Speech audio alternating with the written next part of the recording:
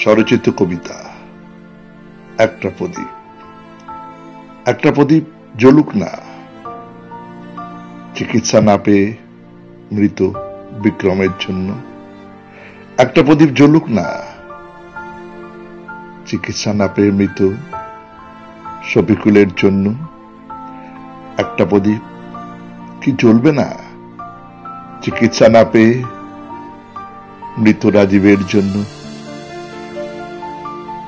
একটা প্রদীপ কি জ্বলতে পারে, চিকিৎসা না পেয়ে মৃত 27 জন ব্যক্তির জন্য।